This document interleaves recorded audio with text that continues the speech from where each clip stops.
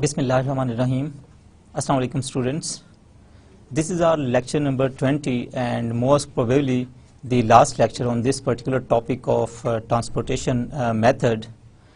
Now students, when we have done so many techniques about solving the different problems to be faced by the operations management, now you must be aware that what sort of steps and what sort of algorithm is involved in these sort of steps, and sometimes when you see these sort of steps and questions for the first time, then you get scared, but when you memorize these steps and you start practice for these questions, then you start enjoying these problem solving techniques. And I wish that you must enjoy the subject of operations management. Let's have a brief review what we discussed in the last class. In the last class we discussed an important illustration related to the transportation model. Especially we discussed a special case related to the transportation method, that whenever the demand on the side of the different destinations is less than the supply, then what happened? Before this particular situation, we solved the different questions in which the demand was equal to supply. So for the first time we discussed this situation, that when the supply is greater than demand, then what happens? So as a first step, you must remember that we added a dummy destination or a fictitious destination in order to equate that total demand and total supply. So that is the first step which you should have taken when you are being faced with this sort of problem, that is when supply is greater than demand, that is you will have to add some dummy or fictitious destination and find out the difference between demand and supply, and that difference may be allocated to that fictitious or dummy destination. So this is the way we can equate the total demand and total supply. Then class, again we used MODI method in order to find the optimal solution. Again, to find out the initial solution, we can use the northwest corner method and least cost method, and after finding that initial solution, we are just interested to find out the optimal solution. For the optimal solution, again we can use the two methods, that is MODI method and stepping stone method. This particular problem we solved in the last lecture. We used that method of MODI method, and there was another situation which you have faced in this particular problem, that m plus n minus condition was not satisfied. That is, the number of filled cells or the number of basic cells was less than m plus n minus 1 value. So in that particular case, you are not being able to calculate all the values of u and v we introduced in order to find out the shadow cost.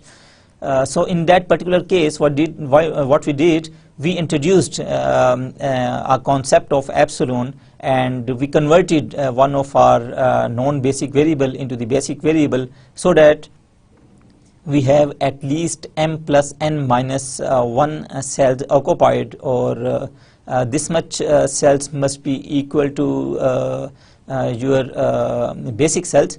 So we use that concept of epsilon, and again we find out the values of u and v, and again we repeated the same steps, that is to find out the shadow cost for the non-occupied cells by using again the formula, that is ui plus vj minus cij. And again the condition of optimality was checked, that whether the shadow cost of all of the cells is negative or positive. And of course we are interested in this particular case that shadow cost for all the unoccupied cells should be negative. If that is not negative, then again we use the technique of loop in order to find out the value of theta. After incorporating the value of theta, again we can reformulate our table. We can again assign the different costs for the particular quantities assigned to the different cells. after incorporating the value of theta, and the whole process will be repeated again and again unless you got the optimal solution. So this problem we discussed in this last lecture. Okay class, today we will discuss another problem related to the maximization. Up till now we only discussed about the minimization of the transportation plans, but sometimes we may be interested in maximization of profit, because sometimes the profit margin for the transportation of the goods from the different sources to the different destinations may differ. That may be due to the particular location of the final destination, or that may be due to any other advantage or disadvantage. There may be the different profit margins for the different routes from the different sources or origins or factories to the final destinations. So in that particular case, we may be interested in maximizing our profit. So in that sense, our today's lecture will be different. That is, for this particular transportation method, we will be interested in the maximization of the profit actually. And again,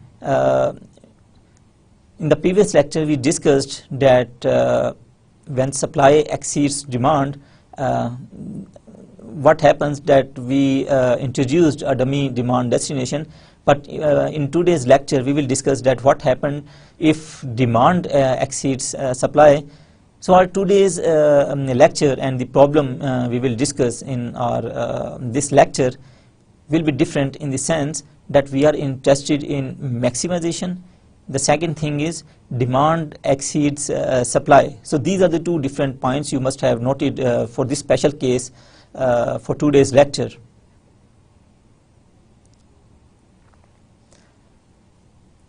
Maximization problem may be solved by the use of following method. Okay students, almost 90% steps are almost the same what we used for the minimization method, that is for the minimization of transportation cost. What we do in this particular case of maximization, we can multiply the given payoff matrix of profits or gain by -1. Now students, you must remember that when we solve these particular problems for minimization of cost, then initial table should have been given, that is the per unit cost from a particular source to a particular destination. But for this particular case of maximization, the profit margin from the different sources or to the different destinations will be given. So what we will do in that particular matrix, that is when we will formulate our table, initial table, we will multiply all the quantities by -1. So that is the first step we will do for the maximization problems. Then use the transportation technique for minimization to obtain the optimal solution. The rest of the steps are almost same, and we will always follow these steps. That is, we will find out the initial solution, then we will have to find out the optimal solution by using that shadow cost method. And again, we will have the optimal solution when the shadow cost for all the unoccupied cells will be negative. So rest of the procedure is almost same. But as a first step, what we will do in this particular maximization problem, we will just multiply the profit margins given in the form of table by -1. Another difference in this particular case, that is to calculate the total profit or gain, multiply the total cost by -1. So class, after allocating the different quantities to the different cells, you remember that we calculate the total cost for the different routes, and in this particular case what we will do, we will multiply that total cost by -1, so that by that particular step we will have the profit actually. So these are the two steps which we will follow in this particular case, that is the initial profit margin given from the particular source to the different destination, that will be multiplied by -1, and whenever we will calculate the total cost, that will most probably be in negative sign. So we will multiply this total cost by -1, so that we can have the profit or the gains in the form of positive value. So these are the two different steps which will be different in this particular case of maximization. And students, again, it is very important to note down these particular steps, and whenever you are going to solve the related problems, these steps should be again on your fingertips. If you memorize these steps and you have all of these steps in your mind, then you will not have any problem for any sort of these techniques. Let's again discuss another illustration, and again this illustration will be related to when demand is greater than supply. And another thing in which we are interested in this particular illustration, that is we are interested in the maximization of profit. So suppose students, we have three sources or three factories or three sources of supply, that is S1, S2 and S3. The total capacity of factory S1 is 15 units. It means that this source S1 cannot produce more than 15 units. Similarly, the source S2 has the total capacity of 25. The source S3 has the total capacity of 25. Then again there are three destinations. Destination D1 has the total demand of 30. So this is actually one of the constraints that will have to meet this demand of the destination 1. The demand of destination 2 is 20 and demand of destination 3 is 30. So students, we are interested in maximizing the profit for this particular illustration, and the profit margin from a particular source to the particular destination is given in the form of this table. Now initially when we were solving the minimization problems, these values represented the per unit cost from a particular source to the particular destination, but in this particular illustration, these values represent the per unit profit or the profit margin from the particular source to a particular destination. That is, the profit margin from a source S1 to D1 is $10 or 10 rupees. Similarly, the profit margin from source S3 to D3 is 20. So all of these values represent the profit margin from the different sources to the different destinations. And again class, you can see that if we add up the supply of all these sources, then total supply becomes 65, and if we add up the total demand of the different destinations, that is 30 plus 20 plus 30, it will become 80. So there is a difference in demand and supply, and in this particular case our demand exceeds supply. So this is the particular situation which we will discuss today. Now again students will adopt the similar method what we adopted in our case when our supply exceeds demand. What we did in that particular case, we added dummy demand destination or fictitious demand destination in order to equate the demand and supply. In this particular case, as the demand exceeds supply, so in this particular case what we will do, we will add a particular dummy or fictitious source of supply. So we will add this particular row, and the total difference between demand and supply, that is 15, we will allocate that particular difference as the capacity of this dummy or fictitious supply. So again, this is almost the similar step. What we did when the capacity increases demand, we add the dummy destination. But in this particular case, when our demand exceeds supply, what we do, we will add a fictitious or dummy source of supply, and we will allocate the difference between total demand and total supply, which is 15 in this particular case, and we will assign this 15 to this fictitious supply. So by doing this particular step, our total demand will be equal to total supply. So this is the first step which we will have to follow in this particular case. Now again, students, in the next step, what we will have to do, we will have to fill this table and allocate the different quantities to these cells so that your demand total for the different destinations and your supply total for the different supplies should not be disturbed. And you know that we can use two of the methods, that is northwest corner method and least cost method. So in this particular case, let's we suppose that we use the northwest corner rule in order to fill this particular table, and you can see in this particular table the values or the numbers which are written on the upper right corner. These are the profit margins in this particular case. So let's start filling this table by using the northwest corner method. Again, by using this particular method, we will start from the very first cell, that is S1 and D1. Again, we will compare the row total, we will compare the column total. The minimum of these two values, that is 15 and 30, is 15, so we will write 15 here. When we write 15 here, it means we cannot add any other value in this particular row. That's why we put 0, 0 here.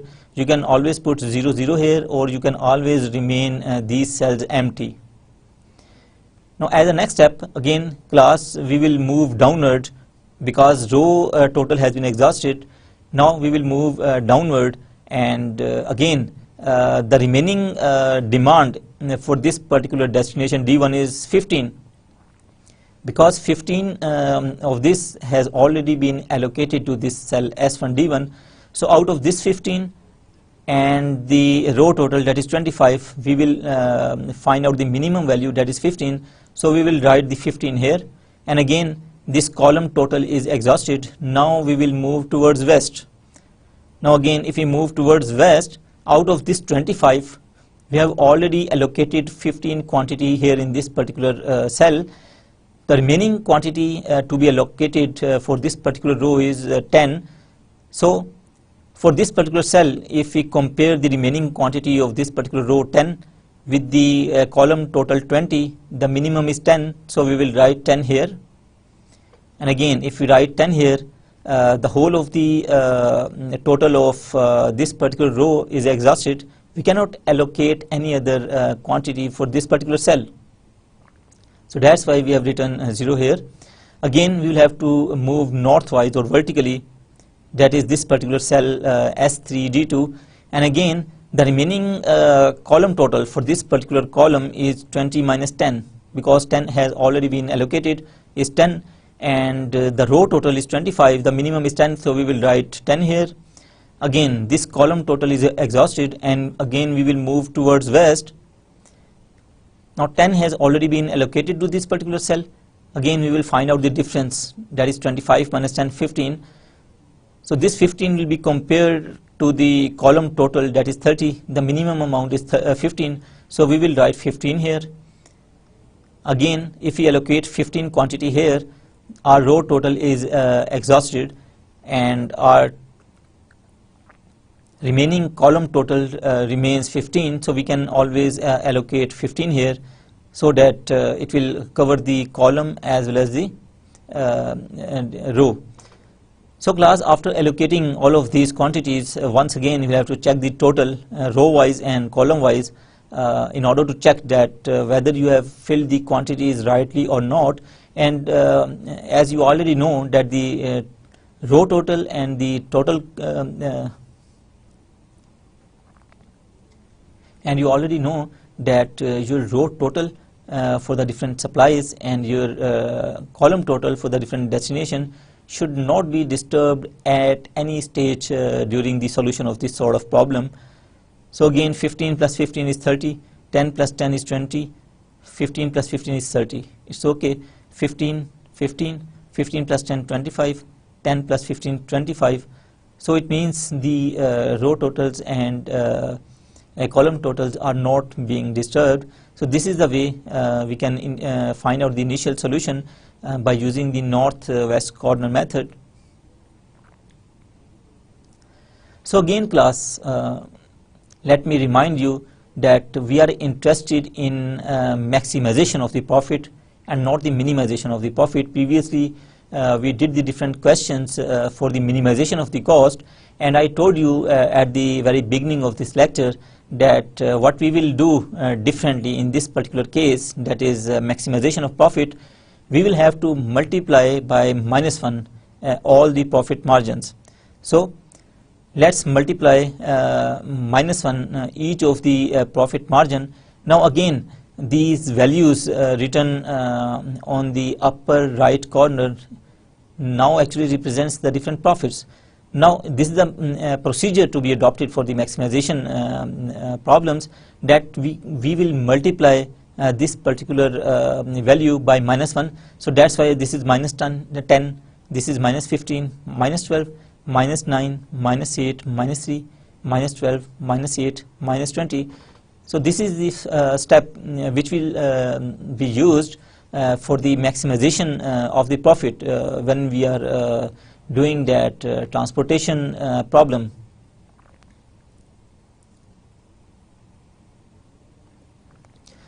Now class, again for the initial solution, if we calculate the total cost, if we consider that it is the minimization problem method, then its total cost will become 15 multiplied by -10 plus 15 multiplied by -9 plus 10 multiplied by -8 plus again 10 multiplied by -8 and 15 multiplied by -20. So if we add up all of these values, it will become -745. So now this is the step where we will have to apply that second rule for the maximization problems, that what we will do for the profit, we will multiply this total cost by -1. So if we multiply this -745 by -1, it will become 745. So this is actually our total profit.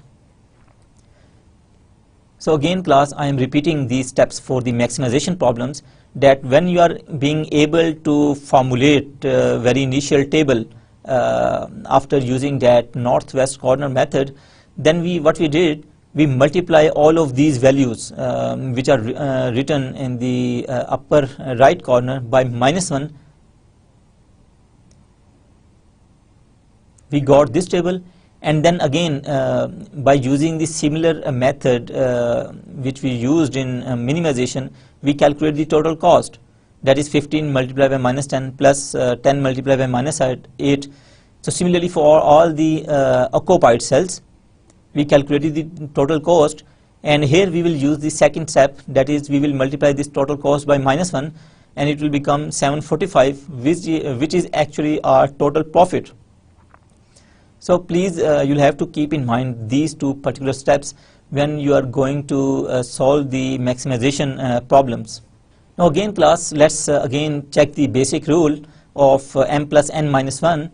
In this particular formula m plus n minus 1, again m represents the number of rows or the number of sources of supply, and n represents the number of columns or the number of destinations actually. So m is also equal to so in this particular case, m is equal to 4 and n is equal to 3. So it will become 4 plus 3 minus 1, 6. Now what is this 6? It means that at least 6 cells in our initial table should be the occupied cells or the basic cells.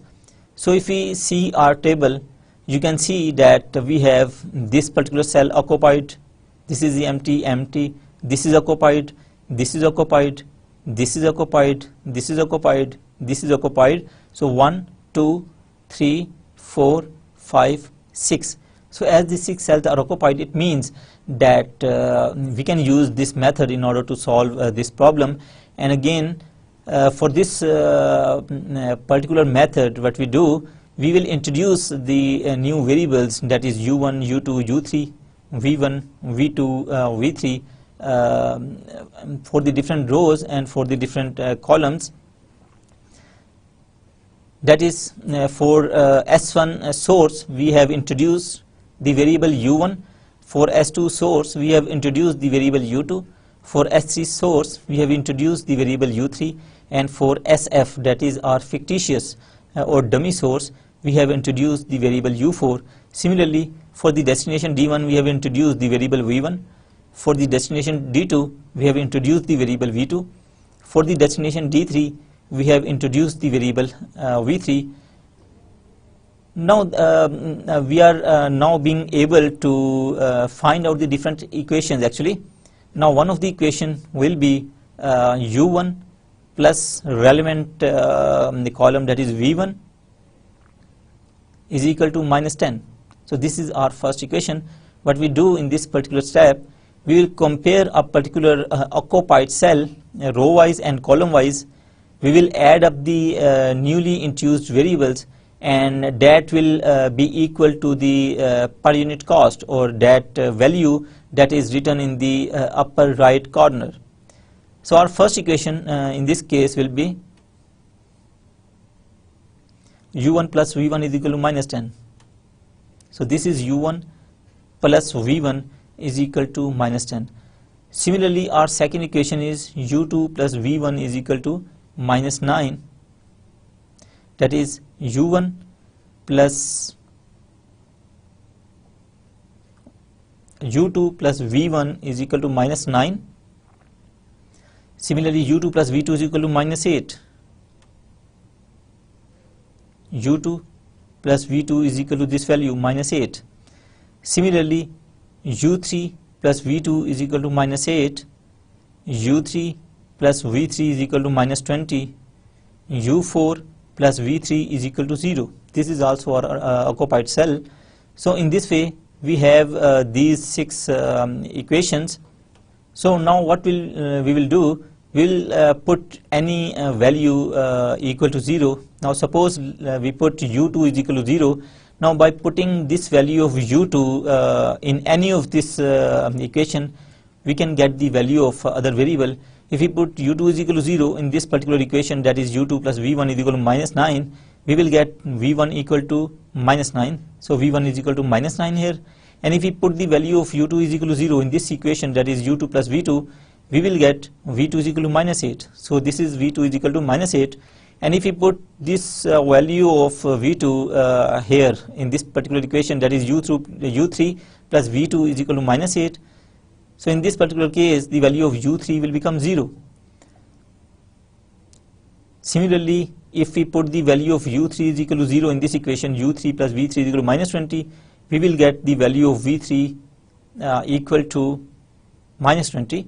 And if we put this value of v3 is equal to minus 20 in this equation, u4 plus v3 is equal to 0, we will get the value of u4 is equal to 20.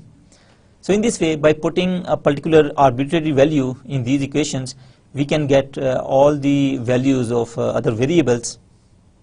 Now we have written those values we have just computed on this column and row, that is u1 is equal to minus 1, u2 0, u3 0, u4 is equal to 20, v1 minus 9, v2 minus 8, v3 minus 20. So these are the values which we have just computed. Now class, what we will have to do, we will have to find out the shadow cost for the different unoccupied cells. So again, how we can calculate the shadow cost? We can always use this particular formula, that is Vij is equal to ui plus Vj minus Cij, where Cij is the cost, or in this particular case that may be the profit margin actually, but it actually represents the value on the upper right corner. So if we calculate the value of shadow cost for this particular cell S1 D3, this will be equal to u1 plus v3 minus c13. So it will become equal to u1 plus v3. u1 here is minus 1 and v3 here is minus 20. So minus 1 minus 20, this will become minus 21 minus c13. Now in this particular case c13 is minus 12. So minus minus will become positive, and it will become minus 21 plus 12, and this will be equal to minus 9. So this shadow cost will become equal to minus 9 for this particular cell S1 D3.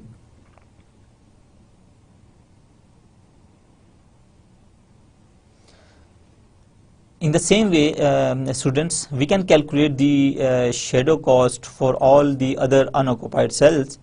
Now you can see the shadow cost for this particular cell S1 D2 is 6, that is minus 1, minus 8, this will become minus 9, minus 9 minus minus will become positive, so minus 9 plus 15, it will become equal to 6. Similarly, for this particular cell, that is S2 D3, this shadow cost will be equal to 0 plus minus 20, this will become minus 20, minus within bracket minus 3, it will become plus 3, so it will become minus 20 plus 3, that is minus 17. So this is the shadow cost for this particular cell. Similarly, the shadow cost for this cell S3 D1 will be equal to U3 plus V1 minus C13, that is 0 minus 9, minus 9 minus 12 will become plus 12, so minus 9 plus 12, it will become 3. Similarly, the shadow cost for this particular cell SF D1 will be equal to plus 11, and the shadow cost for this particular cell, that is SF D2, is equal to 12. So in this way, we will again follow the similar step of finding out the shadow cost for the different unoccupied cells. Now this is the same step we used in the minimization problem as well. So again, class, as you can see that some of the shadow cost for the different cells is positive. For example, the shadow cost for S1 D2 is 6, and the shadow cost for S3 D1 is 3, shadow cost for SF D1 is 11, and the shadow cost for SF D2 is 12. So it means that our criteria of optimality is not being satisfied here, because for the optimality condition, all of the shadow cost for the different unoccupied cells should be negative. So what we will do, we will use the method of theta in the maximum positive shadow cost to proceed further, because our optimal condition is not yet satisfied. As you can see that the maximum positive shadow cost in this particular case is 12, that is for the cell SF D2. So again, class, we will use that method of theta, or the method of looping, for this particular cell, that is SF D2, where the shadow cost is maximum and positive. So if we add a particular value of theta here in this particular cell, that is SF D2, we will have to subtract the same value from this cell S3 D2 in order to have that column total not disturbed. So again, if we add minus theta here in this particular cell, we will have to add theta in this particular cell S3 D3 in order to have a balance for this particular row. And again, if we add theta in this particular cell, the column total may be disturbed. In order to balance that, we will have to subtract theta from this particular cell of SF D3. So this is the loop for this particular cell, and now we'll have to find out the value of theta for this particular loop. And if you recall the step which we used to find out the theta, what we do, we will see that in this particular closed loop, what are the cells in which the value of theta is being subtracted. You can see from this loop that we are subtracting theta from this cell, that is S3 D2, and in this cell SF D3, and the two relevant values involved in these two particular cells in which theta is subtracted is 10 and 15. Now what will be the value of theta? Theta will be the minimum of these two values of 10 and 15. The minimum value is 10, so it means our theta will also be equal to 10. That is this theta, that is minimum value of 10 and 15 in this particular loop in which theta is being subtracted. So theta will be equal to 10. Now what we will do, we will formulate the next table by incorporating the value of theta in our previous table. That is, what we will do, as our theta is equal to 10, we will add that 10 in this particular cell, that is SFD2. Initially this cell was empty, so now it will become 0 plus 10. We will write the quantity 10 here. Similarly, we will subtract 10 from this particular cell. 15 minus 10, it will become 5. We will again add theta in this particular cell S3D3. It will become 15 plus 10, 25. And again we will subtract theta in this particular cell, that is S3D2, and it will become 10 minus 10, 0. So rest of the values will remain same. And now this is our new table after incorporating the value of theta. Now if we calculate the total cost for our initial table, which we have just computed after incorporating the value of theta, now our total cost will become 15 multiplied by minus 10 plus 10 multiplied by minus 8, then 15 multiplied by minus 9, this one,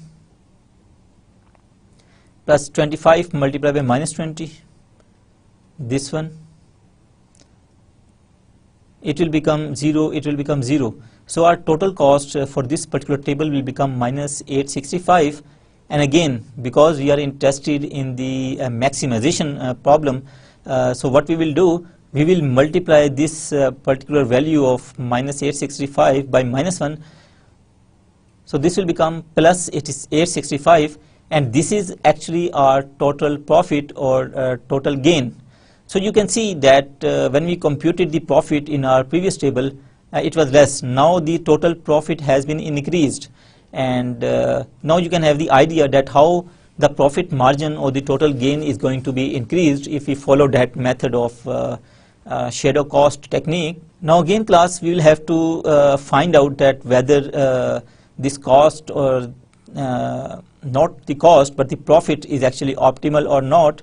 Again we will have to introduce the variables u1, u2, u3, u4 for the different sources, and again for the different destinations v1, v2, v3. Now again we will have to find out the different equations. As you can see from this table, that our first equation will be u1 plus v1 is equal to this particular value, that is minus 10. So this is our first equation, u1 plus v1 is equal to minus 10. Our second equation will be u2 plus v1, that is minus 9. So this is our second equation, u2 plus v1 is equal to minus 9. Similarly, our next equation is u2 plus v2 is equal to minus 8. This is the third equation. Then u3 plus v3 minus 20. u3 plus v3 is equal to this particular value, that is minus 20. So this is our next equation. Similarly, u4 plus v2 is equal to 0. u4 plus v2 is equal to this particular value, that is 0. And similarly, u4 plus v3 is equal to 0. And again students, just note down that we calculate or we find out the equations for the occupied cells, not for the unoccupied cells. Now after formulating all of these equations, again what we will do, we will put any variable value to 0, and let's we are putting u2 is equal to 0. Now if we put u2 is equal to 0 in this equation, u2 plus v1 is equal to minus 9, we will get the value of v1 equal to minus 9. And again if we put the value of this v1 in this particular equation, that is u1 plus v1 is equal to minus 10, so u1 will be equal to minus 1.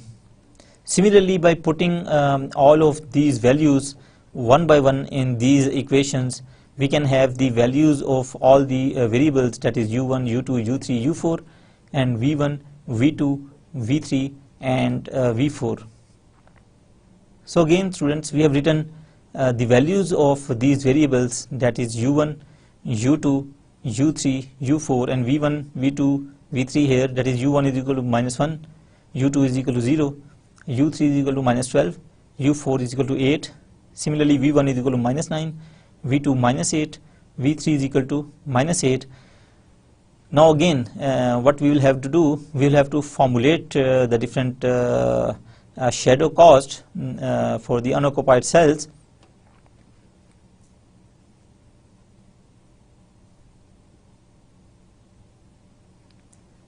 Now again, students, the shadow cost for this particular cell, that is S1 D2, is 6. Now how it's 6? Again we will use the same formula, that is ui plus vj minus cij. So this will become equal to u1 plus v2 minus c12, that is -1 -8. This will become -9, -9 and minus 15 will become plus. So this will become -9 plus 15. So it will be equal to +6. So this is +6, which is the positive shadow cost for this particular cell S1 D2. Similarly, if we calculate the shadow cost for S1 D3, it will become as -1 -8. It will become -9 and -12 will become +12. So it will become -9 plus 12. This will be again equal to +3. Similarly, the shadow cost for this particular cell S2 D3 will be equal to u2 plus v3 minus ci3, that is 0 -8 minus within bracket -3. So it will become -8 plus 3 and -5. So this is the shadow cost for this particular cell of S2 D3. Similarly, the shadow cost for this cell S3 D1 is equal to -12 -9. This will become -21 and -12 will become +12. So -21 plus 12, this will be equal to -9. Similarly, the shadow cost for this cell S3 D2, this will be equal to -12 -8. This will become -20 and -8 will become +8. So -20 plus 8, it will be equal to -12. Similarly, class, we will have to calculate the shadow cost for this particular cell SF D1, because this is also the non-basic cell, that is we have written 0, that is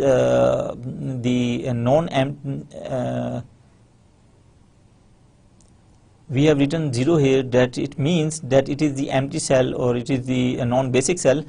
So the shadow cost for this particular cell SF D1 is equal to u4 plus v1 minus c14. u4 is equal to 8, v1 is equal to -9.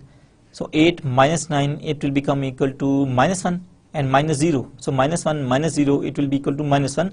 So in this way, students, we have calculated the shadow cost for the different unoccupied cells. And again, we will check the condition of optimality, that is all the shadow cost for the different cells should be negative. But as you can see from this table, that still there are some shadow costs which are positive. That is the shadow cost for this cell S1 D2 is +6, and the shadow cost for this particular cell S1 D3 is +3. So we will have to repeat this step again. We'll have to repeat these steps until we achieve the negative shadow cost for all of the cell. So that is the condition of optimality actually. So again, class, we will find out the cell which has the largest positive shadow cost, and that particular cell is again S1 D2, where the cost is equal to +6. So again, we will use the method of theta for this particular cell. That is, we will have to find out a closed loop for this particular cell. And again, if we suppose that we add any arbitrary value theta in this particular cell, then we will have to subtract that theta in this particular cell, that is S2 D2, in order to have the balance of that column. And again, if we subtract theta here, we will have to add the theta here in this particular cell, that is S2 D1, and in order to again balance this particular column, we'll have to subtract this particular value of theta in this cell of S1 D1. So this will be a sort of closed loop. Now class, again we should be very careful when we are formulating this sort of loop, that we should be careful that if you are adding any value, that may be theta or any other value in a particular cell, we will have to balance the relevant column total and the relevant row total, because you know that we cannot disturb our total demand and our total supply. So that's why we adopted this procedure of adding and subtracting the particular value of theta from the respective cells. So again, in order to find out the theta, we will see those cells in this closed loop in which theta is being subtracted. As you can see that theta is being subtracted in this cell S1 D1, and theta is being subtracted in this cell S2 D2. So it means there are the two relevant values, that is 10 and 15. The minimum value will be our theta. So in this particular case, theta will be equal to 10. So maximum theta means theta value will be equal to the minimum of that 10 and 15. These are the two values in that closed loop in which we have subtracted theta. So minimum of these values is 10. So 10 will be our theta. Now what we will do, we will incorporate this value of theta in this particular loop. That is, we will subtract 10 from this particular cell. It will become 15 minus 10, 5. We will add the value of theta, that is 10, in this particular cell, and it will become 0 plus 10 equal to 10. Similarly, we will subtract theta, that is 10, from this particular cell. 10 minus 10 will become 0. So this will become an empty cell. And again we will add theta in this particular cell. This will become 15 plus 10, because theta is equal to 10. So it will become 25. So we will change these values for these four cells. The rest of the values will remain same. So this is a new table, students. Again, this table is being computed after incorporating the value of theta. Now again, if we calculate the cost for this particular table, for the total cost, again we'll have to find out the cost for the relevant routes, that is cost for S1 to D1. This will become equal to 5 multiplied by minus 10. Then again, cost from S1 to D2, this will be equal to 10 multiplied by minus 15. Again, cost from S2 to D1, this will be 25 multiplied by minus 9, plus cost from S3 to D3, this will be equal to 25 multiplied by minus 20, and again the cost for these two cells will be 0. So if we add up all of these costs, the total cost will become minus 925. And again, students, we are doing the maximization problem, and I have told you the two steps for the maximization problem. And the second step is that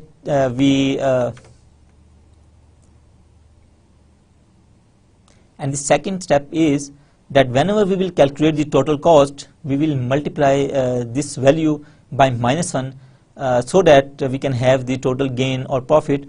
So we will multiply this minus 925 by minus 1, and we will get plus 925, and this is actually our profit. And again, we have calculated the profit 3 times up till now, after incorporating those steps of finding out the shadow cost, and you can see that in each step our profit margin is being increased. So much is helpful this sort of method, that you can always find out the maximum profit. Now again, students, will have to find out whether this maximum profit we just have computed is our optimal profit or not. We may have improved it further, but we'll have to check it. And again, we'll have to suppose those values as U1, U2, U3, U4, and V1, V2, and V3. And again, what we will have to do, we'll have to find out first the different equations, and if you compare these U1 and UN, if you compare this U values and V values, and compare it with the relevant value which is written in the upper right corner of each cell, we can have the different equations. Now the first equation will be u1 plus v1 is equal to minus 10. So this is our first equation, that is u1 plus v1 is equal to minus 10. Again, our second equation will be u1 plus v2 is equal to minus 15. So u1 plus v is equal to minus 15. Similarly, our next equation will be u2 plus v1 is equal to minus 9. Next equation will be u3 plus v3 is equal to minus 20, and these are also the occupied cells, so we will also calculate the equations for these two cells. It will become u4 plus v2 is equal to 0 and u4 plus v3 is equal to 0. So in this way we have these 6 of the equations. Now again class, what we will have to do, we'll have to put the value of any of these variable to 0 so that we can find out the values of all the other variables. So let's suppose in this particular case we put the value of u2 equal to 0. So if we put u2 is equal to 0 in this equation, that is u2 plus v1 is equal to minus 9, from this equation we can get the value of v1, and v1 will be equal to minus 9 here. So again, if we put that value of v1 in this equation, u1 plus v1 is equal to minus 10, we will get the value of u1 equal to minus 1.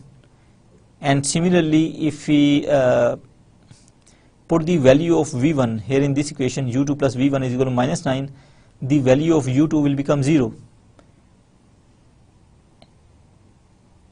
Similarly, we can find out the values of other variables by putting all of these relevant values one by one in all of these equations, and you can have these values as u1 is equal to minus 1, u2 is equal to 0, u3 is equal to minus 6, u4 is equal to 14, v3 is equal to minus 14, v2 minus 14, v1 is equal to minus 9, and u2 is the 0, that is the arbitrary value which used for the finding out the values of other variables.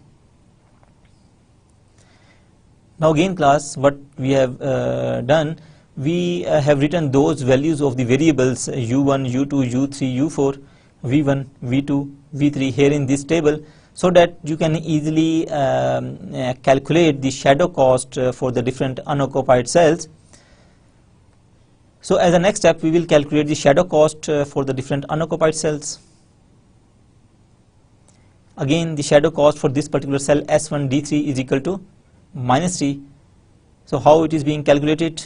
It will be equal to, again the same formula class is being used, that is ui plus vj minus cij, that is we will compare the relevant u values and the relevant v values for this particular cell, and then minus the summation of these two values by the relevant cost or the relevant value which is written on the upper right corner of each of the cell. So it will become minus 1, minus 14, minus 15, minus 12 will become plus 12, so it will become minus 15 plus 12, this will be equal to minus 3. Similarly, we can compute the values of shadow cost for all the other variables, and the shadow cost for this particular cell S2D3 will become minus 11. In the same way, the shadow cost of this particular cell S2D2 is equal to minus 6. The shadow cost for S3D1 will be equal to minus 3. The shadow cost for S3D2 minus 12, and the shadow cost for SF and D1 is equal to 5. Now again class, the criteria for the optimality is not satisfied, so we will proceed further with the use of theta. So don't be scared if you are not able to find out the optimal solution after repeating these steps, but if you are not doing any mistake, you can always repeat these steps, and until you will be able to find out the optimal solution. So again class, let's use the method of theta to find out the loop for the value which has the greatest positive shadow cost. As you can see from this table that only one cell has the positive cost, that is 5.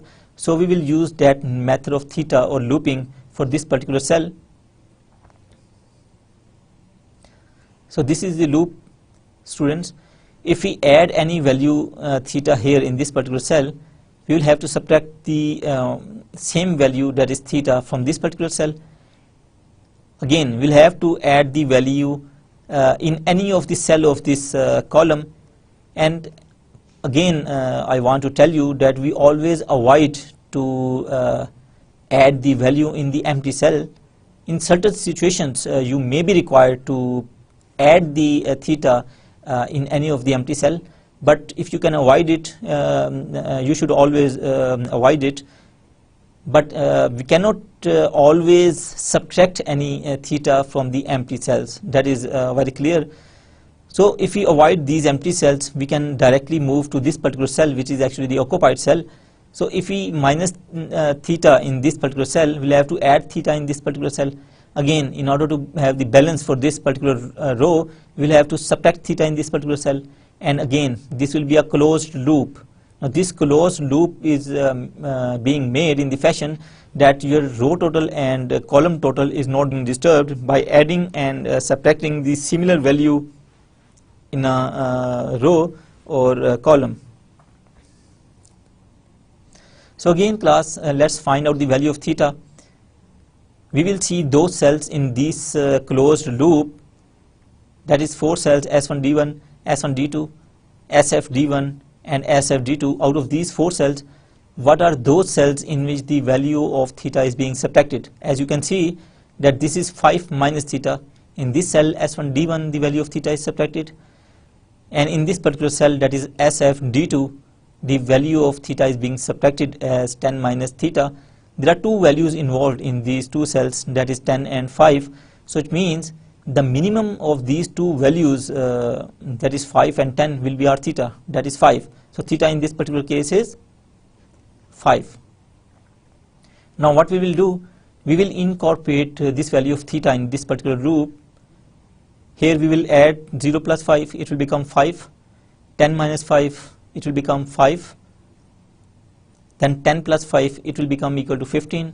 5 minus 5, it will become 0. So after incorporating the value of theta, you will have to retabulate this table. So in this table, what is actually happening, we have incorporated the value of theta, and all the other cells will remain same other than that closed loop we have just computed. So again class, let's find out the total cost for this particular cell, and it will again equal to 15 minus 15 plus 25 multiplied by minus 9 plus 25 multiplied by minus 20. All the other costs will remain 0. So our total cost in this particular case will be equal to minus 950, and if we multiply this particular value by minus 1, it will become 950. So this is our total profit. And again we will have to check out that this is optimal or not. We will again introduce the same values u1, u2, u3, u4, v1, v2, v3, and after comparing the relevant u1 and v1 values, we can formulate the different equations again. In this particular case, we can have these 6 equations. Now you are being well aware of that how we can compute these equations. Again we will put the value of any of the variable to 0, and by putting one by one these values in all of these equations, we can get the values of all the variables. So after calculating all the variables, let's retabulate this particular table, and you can always write these values which you just have computed here. u1 is equal to minus 6, u2 is equal to 0, u3 minus 11, u4 9, v1 minus 9, v2 minus 9, v3 minus 9. So again we will have to calculate the shadow cost for the different unoccupied cells.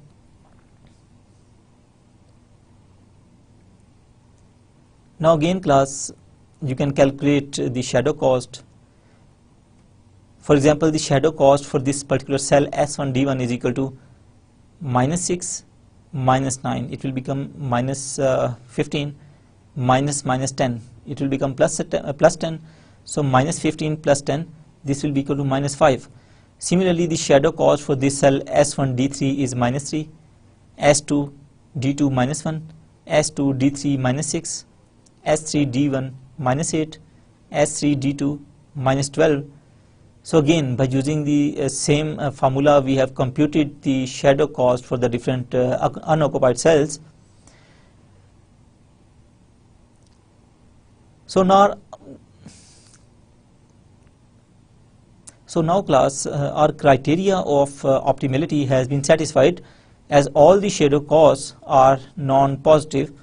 So you can see that all of the shadow costs which we have just computed for all of the unoccupied cells, all the shadow costs are negative. So it means our criteria of optimality has been achieved at this particular stage, and it shows that the cost which we have just computed for this particular table is the optimal cost. But again, we are actually interested in the total profit. So the total profit we have computed in this particular step. So the total profit we have just computed for this particular step is actually the optimal profit, and we cannot further increase the profit within the limitations of those demand and supply.